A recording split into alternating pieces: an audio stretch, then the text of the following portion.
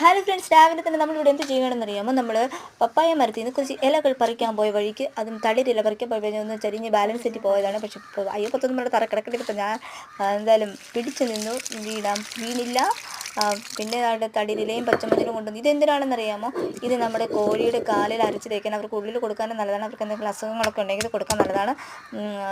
എന്തായാലും ഇത് അരച്ചിട്ട് ഇത് നമ്മുടെ മുള്ളൻ കോഴിയുടെ കാലിൽ തേക്കാനാണ്. അവനെ പുറത്തേക്ക് തുറന്നു വിട്ട വഴിക്ക് ആരോ അവനെ അടിക്ക് എന്തോ ചെയ്ത് അവൻ്റെ കാല് പൊടിഞ്ഞു പോലെ കിടക്കുകയാണ്. അവൻ്റെ കാല് നിലത്തുറപ്പിച്ച് അവൻ നിൽക്കാൻ പറ്റാത്തൊരവസ്ഥ. എന്ത് ചെയ്യാൻ? നമ്മൾ കോഴികളെ വളർത്തുന്നവർക്ക് ഭയങ്കര ബുദ്ധിമുട്ട്, നമുക്ക് വിഷമം തോന്നും ഇതൊക്കെ കാണുമ്പോൾ തന്നെ.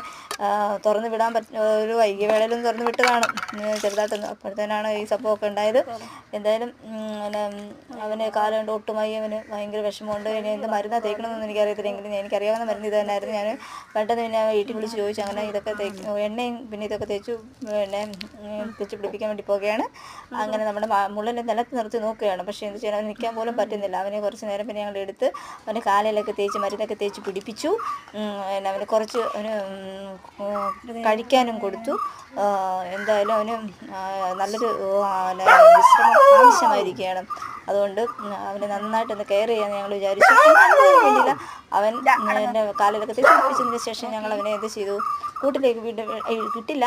അതിനും പെട്ട് പിന്നെ ഞങ്ങൾ അവന് കുറച്ച് ആഹാരം അവന് കൊടുക്കാൻ തുടങ്ങുകയാണ്. അപ്പോൾ തന്നെ അവൻ്റെ കൂട്ടുകാരികളായ മറ്റു വേറൊരു കോഴിക്കുഞ്ഞുങ്ങൾ അവിടെ വന്നു. അവൾക്കും കുറച്ച് അരിയൊക്കെ ഇട്ട് കൊടുത്തു.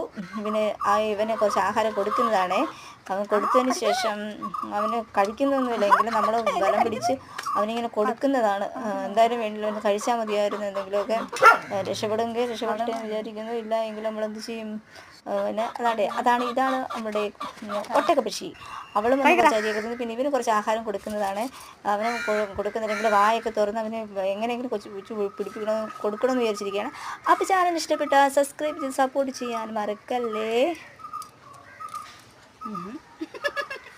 കഴിക്കുന്നില്ല, കഴിക്കടാ.